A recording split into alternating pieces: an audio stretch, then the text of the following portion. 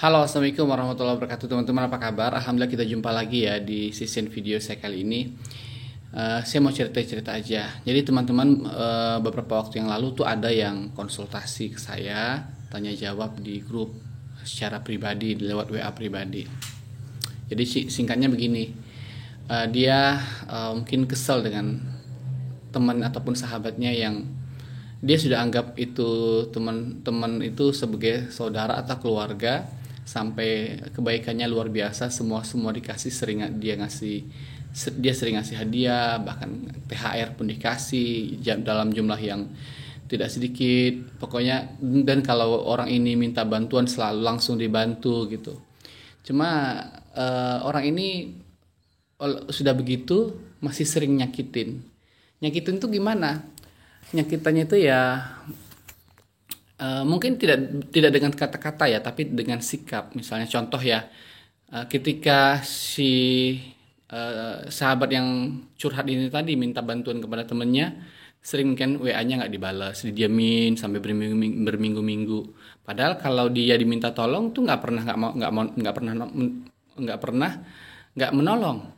Kalau tadi sahabat yang dianggapnya saudara tadi itu kalau misalnya ngechat dia selalu balas.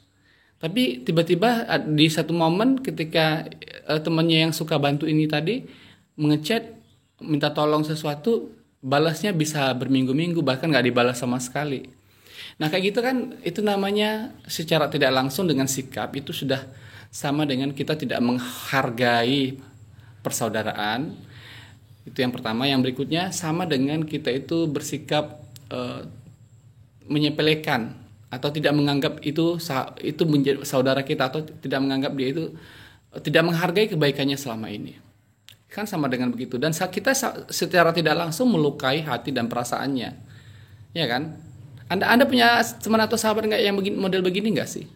Kalau dikasih kebaikan bahkan mengucapin terima kasih aja berat, atau kalau dia misalnya sudah jelas-jelas dia punya salah malah meminta maaf pun enggak.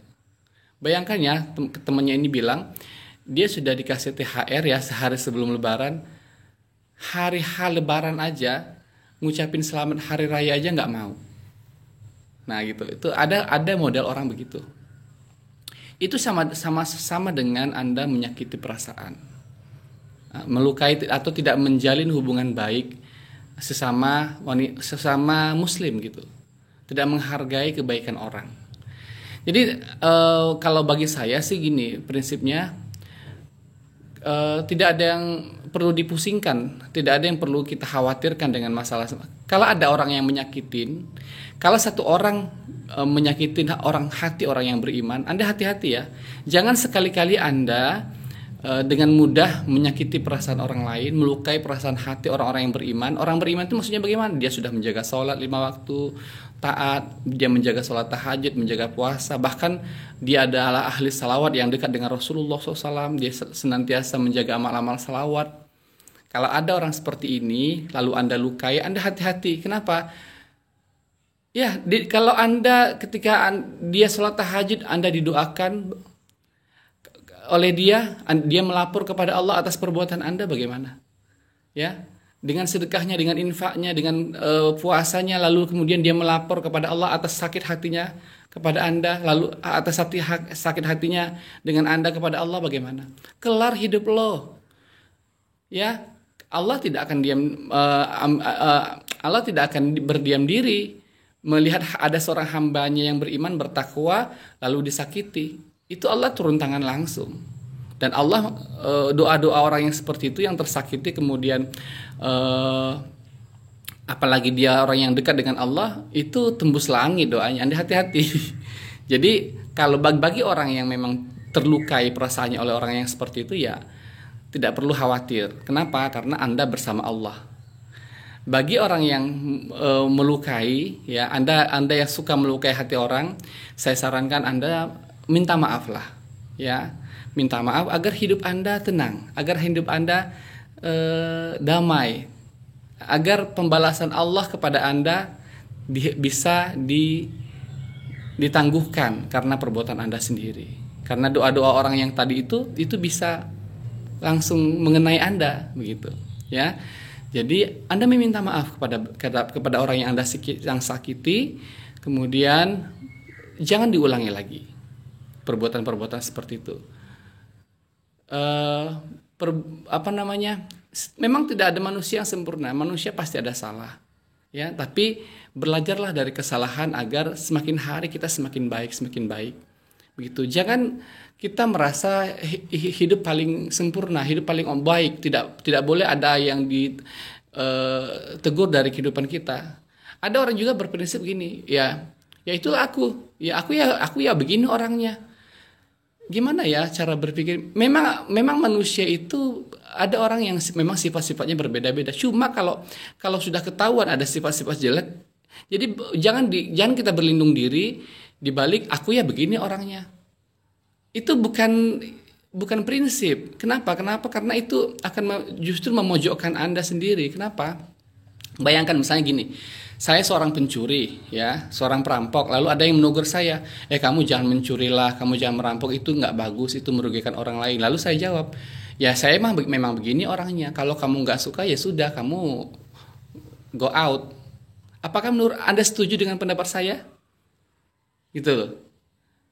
Nggak bisa. Kalau kita sudah jelas melakukan sebuah perbuatan jelek, perbuatan yang tidak terpuji, ada yang menegur kita, ya seharusnya kita berterima kasih, seharusnya kita minta maaf, dan seharusnya kita memang sadar diri, introspeksi. Bukan bilang aku mah begini orangnya.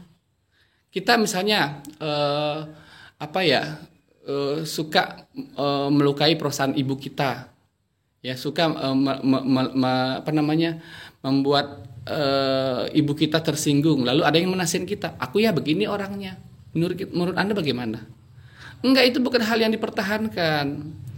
Ya, sikap itu kalau ada yang orang menasehati, didengarkan dan diintrospeksi, oh iya memang aku salah.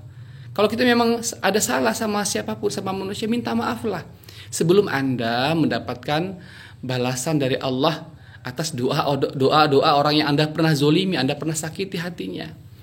Kalau ada satu orang yang selama dia bergaul dengan kita, kalau dia berjanji dia selalu tepati, kalau dia itu memang selalu berkelakuan baik, kalau kita tegur dia selalu menyapa, kalau kita tanya dia menyapa dengan baik, lalu kemudian ketika dia menyapa kita tidak balas, kita diam saja 1000 bahasa, ketika dia berbuat baik kepada kita enggan berterima kasih, ketika kita melukai perasaannya kita nggak mau minta maaf, itu bagaimana? Nggak sinkron kan?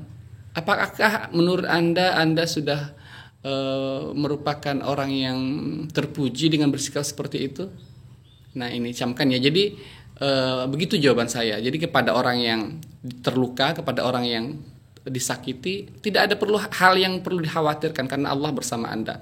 Kepada orang yang tersakiti, minta maaflah Anda sebelum doa-doa orang yang tersakiti tadi mengenai Anda. Karena dia tahajud, dia sholat malam, dia bersalawat, doanya tembus langit. Ketika Anda tidak mau meminta maaf, hati-hati, kehidupan Anda tidak akan baik-baik saja.